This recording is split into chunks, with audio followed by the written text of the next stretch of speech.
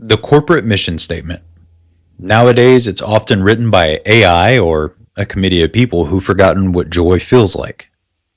But what if your team's mission could be the exact opposite?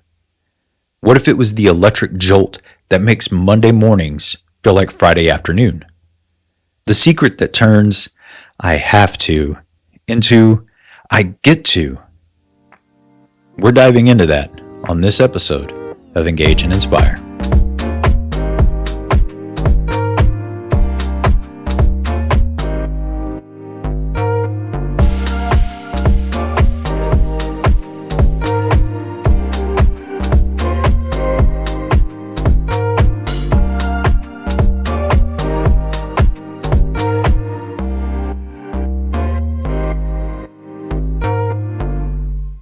Welcome back to Engage and Inspire. I am your host, Scott Liles, and if you're listening to this, congrats.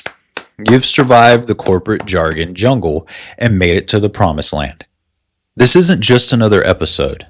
This is the final piece of our HELM framework series. This is our mic drop, if you will. It's the episode where we tie it all together with a bow made of pure, unadulterated purpose. All right, my fellow leaders, look at us. We've been through it all on this HELM journey. We started at H for humility, which, let's be real, felt a lot like eating a big slice of humble pie while someone filmed it for TikTok. Was it necessary? Absolutely. Was it delicious? That's debatable. Then we leveled up with E for empathy. We put on our emotional x-ray glasses and finally understood why Laura from accounting is always side-eyeing that broken Keurig. And then in our last episode, we forged L for loyalty in the fires of trust and vulnerability. We built our crew, our ride or dies, our we'll fix the leaky hole together squad. And now we've arrived at the pinnacle, the payoff, the final letter that makes every ounce of humility, empathy, and loyalty worth its weight in gold-plated staplers. That's M for mission driven. And I can already hear the eye rolls through the headphones. Ugh, mission. Scott, we've got a 20-page PDF. It has Venn diagrams, and it uses the word leverage as a verb and a noun. I hear you. Most company missions are what I call foam finger philosophies.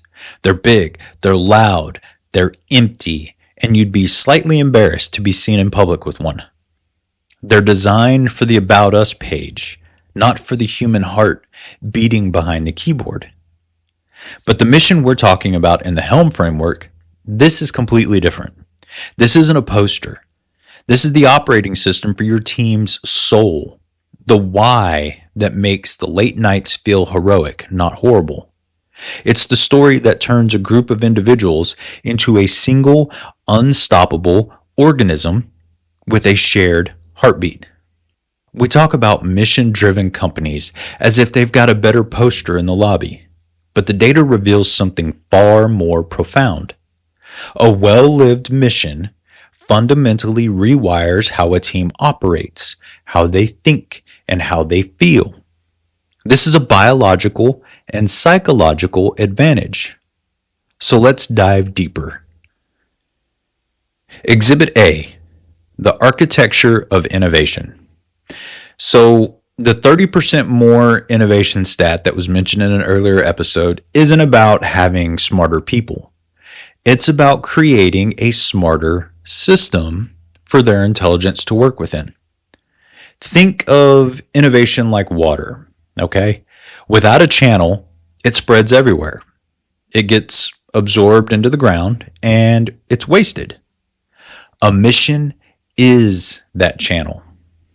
So here's the three-part architecture of how a mission ignites innovation. So part one, the problem-finding focus. Most companies chase ideas. Mission-driven teams chase our kind of problems. If your mission is to make healthy eating effortless, you're not just innovating on food. You're innovating on logistics, education, user experience, and behavioral science. These are all pointed at that one core problem. This focus saves thousands of hours of scattered brainstorming. Number 2, the permission to experiment clause. Now, a mission provides strategic cover for smart risks. An engineer can argue that this experiment might fail, but if it works, it directly advances our mission to democratizing data. The mission becomes the business case for the R&D. It transforms a risky maybe into a principled must try. Now, number 3, the collaborative glue. Now, in a siloed company, the marketing department's great idea might be irrelevant to engineering. But when both are laser focused on, let's say, creating moments of human connection, their ideas naturally converge. The mission is the shared language that connects desperate minds. The counterintuitive truth here is that absolute freedom is the enemy of breakthrough creativity. Purposeful constraint is its catalyst. Now let's look at Exhibit B, the cognitive triage system. Burnout isn't just about being tired. It's a 3-part syndrome that consists of exhaustion, cynicism, and a sense of inefficacy. Now, a mission attacks all 3 of those at the root. So let's break down the mental triage system that a mission provides. So for exhaustion, the modern worker's exhaustion is less about hours and more about cognitive load. So it's the mental weight of juggling 100 desperate tasks. A mission is the ultimate priority setting algorithm. It answers the daily question, of all the things I could do, which one matters the most to our purpose? This reduces the mental friction of constant, shallow task switching. Cynicism. So this is the feeling that, quote, none of this matters. Now, a mission is the antidote to that. When you know that processing that invoice ensures your nonprofit client can feed 100 people, the task is no longer administrative. It's moral. You're not a clerk. You're a link in a life-changing chain. And in efficacy, this is the feeling that your work doesn't make a difference. So a mission provides a clear line of sight. You can literally draw a line from your specific task. Let's say it's writing a code, and you can connect it to the mission impact, which let's say that's protecting user privacy. This line of sight is the fuel for agency and momentum. In essence, a mission doesn't make the work easier, it makes the work worth the effort. Now, Exhibit C, the trust multiplier. The 20% sales boost that I mentioned in a previous episode is the market's reward for radical credibility. So in a world of hype, authentic belief is the scarcest, most valuable commodity. This isn't about better sales techniques. It's about eliminating the need to sell in the traditional sense. So here's the transformation. A mission-driven rep doesn't lead with features. They lead with a question rooted in their mission. A question like, our goal is to eliminate wasteful spending in marketing. Where does your budget feel most opaque? They start as a consultant, not a vendor. And then a price objection that's met with, let me explain the value. That creates resistance. On the other hand, the price objection met with, okay, if our solution truly delivers on promising you a saving of 10 hours a week, what would your team do at that time? That creates collaboration. You're exploring the mission's outcome together. The final step isn't a contract signing. It's an initiation into a shared cause. It says, welcome to the mission.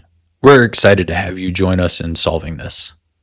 This frames the entire relationship as a partnership towards a common goal, dramatically increasing loyalty and lifetime value. The customer isn't being sold to, they're being invited in. Now, knowing this, that's one thing. Doing it is another.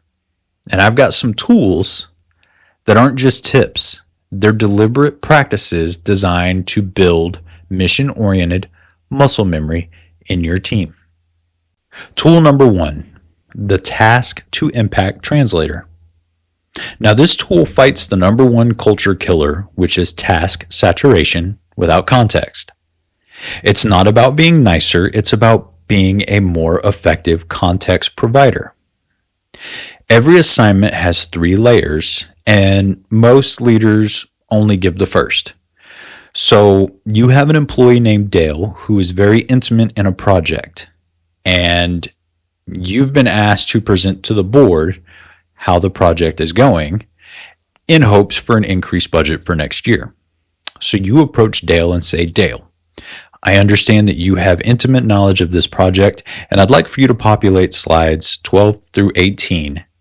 We'd like to present this to the board in hopes that they would be able to increase our budget for the next fiscal year. Now, the task is the what. You just asked Dale to populate the slides.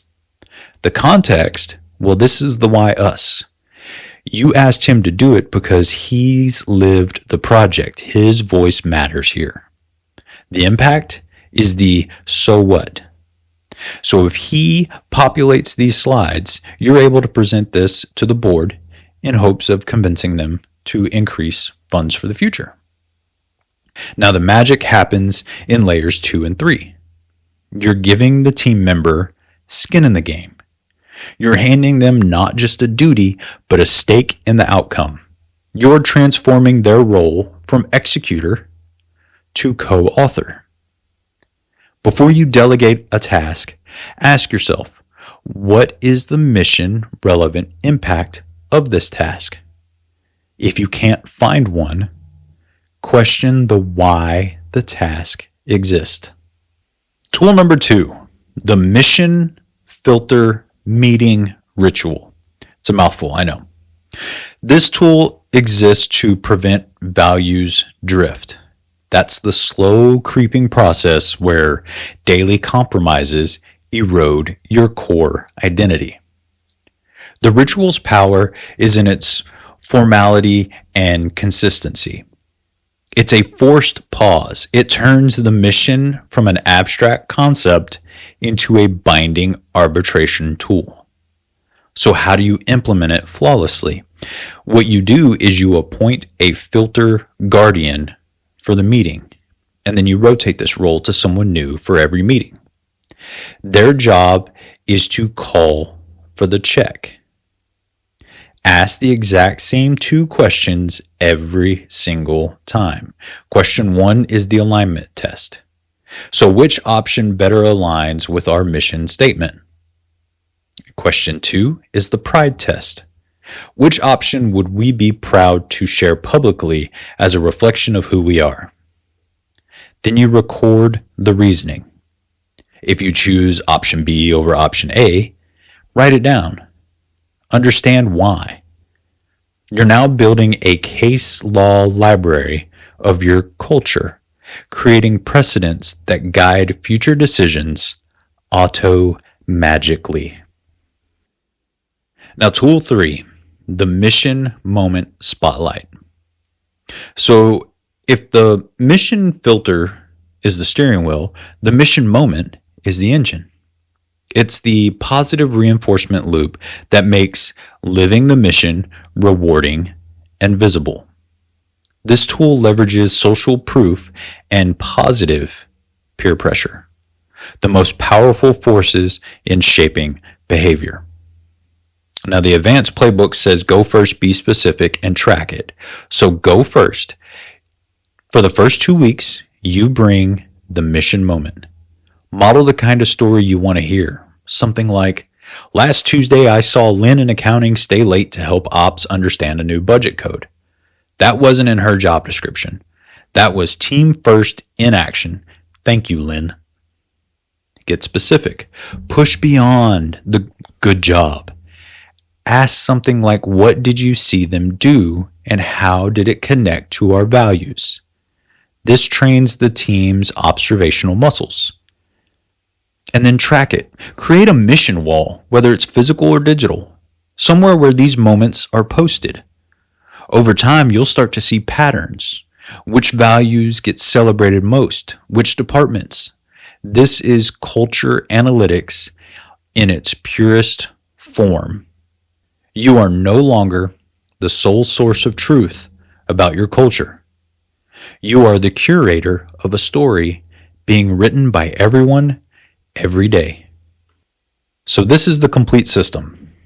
The exhibits prove the mission is your strategic engine for innovation, resilience, and trust. And the tools are the levers you pull to turn that engine on every single day. Your mission statement isn't just a sentence for your website. It's the genetic code for your organization's decisions, energy, and growth. Start encoding it today.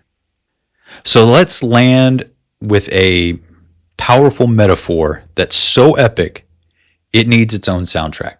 Now, you've built your ship with humility. You've charted the emotional seas with empathy. You've secured the unbreakable crew with loyalty. Now the mission, that's the wind. It's the trade winds that fill your sails effortlessly when you're pointed the right way. It's the galvanizing storm that makes you batten down the hatches together, not because you have to, but because you believe in the destination on the other side. Without mission, you're just a fancy boat drifting in circles asking, are we there yet? With it, you're Magellan, you're Shackleton, you're the freaking love boat of purpose and everyone wants a ticket. Now your mission, should you choose to accept it, and I know you will because you're awesome, the Mission Legacy Huddle. This week, gather your crew. No agenda, just one question to kick it off. And that question, if our team disappeared tomorrow, what's the one thing we'd want to be remembered for? What's the dent we're trying to make in the universe? Then listen. Take notes. That conversation, that's your real mission. Capture it. Simplify it. Start using their words. The HELM journey, humble, empathetic, loyal, mission-driven, it's now yours. You didn't just learn it. You earned it. This isn't goodbye. This is see you on the front lines. I want every story, every win, every mission moment you create. Tag us, message us, send a carrier pigeon. Find us on TikTok at engage.inspire or email your legacy stories to me at scott@leadwithhelm.com. And I'll share your stories on our next episodes. So thanks for listening. Thank you for caring. Thank you for being the kind of leader who wants to light the fire, not just manage the smoke. You have the helm. Now go find your horizon. Chase it like it owes you money. And stay tuned for future episodes. We've got some great interviews on the way. Until next time, remember, keep engaging and keep inspiring. Take care.